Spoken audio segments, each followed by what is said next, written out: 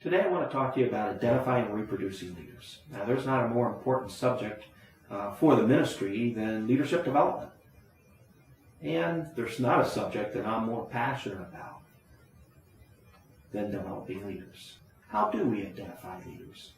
Well, first off, leaders are learners. You will always find leaders reading something on the subject that is important to them, that they're excited about, that they're passionate about. They're teachable and coachable people. They want to be all that God has for them to be. And they seek out others who are down the road from them, maybe a few steps ahead of them, to be able to stretch themselves. Secondly, leaders are goal-oriented. They're already climbing a mountain that they would like to take. And so they've scheduled themselves according to their priorities. They're walking in a way to try to get to the next level. And they're always busy people.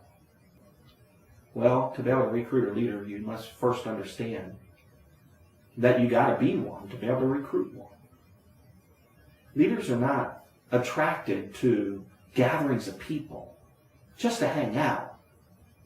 They're attracted to other leaders who have great visions, that have plans, that maybe have shown success already, and they're down the road from them, and they think that might help them to get down the road to the very same things that they feel that are important in their lives. And so they're attracted to someone that's already there.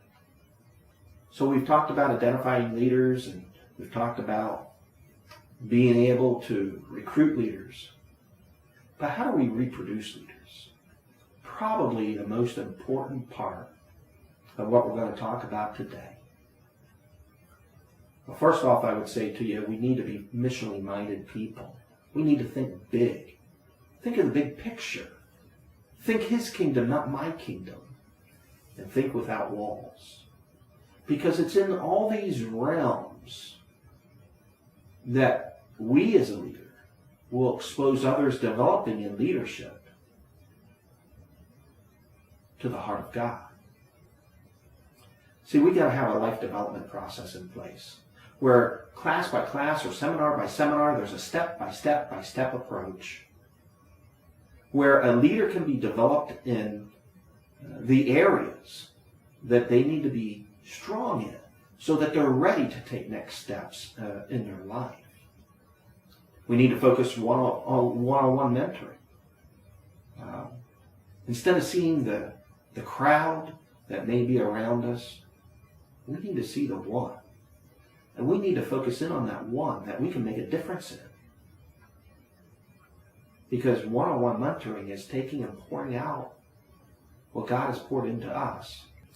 And lastly, we need to talk to them and teach them to be accountable in all areas. Creating boundaries, for example, in their personal and professional life. One of the things that's really disturbing today is the number of leaders that tend to fall out in this area or arena we call ministry.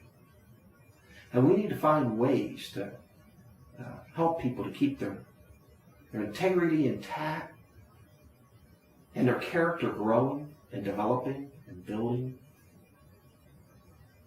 while they're also working on their professional areas of life to help them to become the best that they can be in the very area of service that they feel passionate about. We need to teach them the principle, people don't do what we expect, but do what we inspect. And so if they grow under us, to have a standard of excellence and professionalism and to be their best, to serve unto the audience of one, then they're also going to pass that along when it comes time as they continue to develop and go on this journey as a leader and pass it on to others. We need to also make them responsible for results. That's an area that's really difficult sometimes to talk about. But it's an area that we need to talk about. sometimes things don't work out. And we need to recognize the fact that at times it's because maybe a leader is not putting into it what they should. And so we need to really work with them on this area of accountability, that they need to do certain things to expect certain results, and that they are responsible for those results. It's curious to me that in the corporate world, there tends to be greater accountability than in the church world. Because we're on the greatest mission, we have the greatest missions on earth.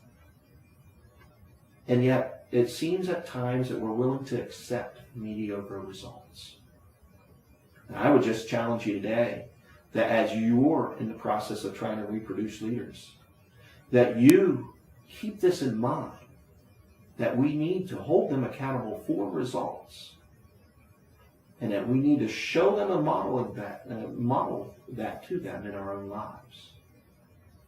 As I close here today, I'd just like to say to you, if we are going to become, as a Wesleyan church, a missional multiplication movement, then it's going to take us identifying, recruiting, and reproducing leaders, and being very serious about it.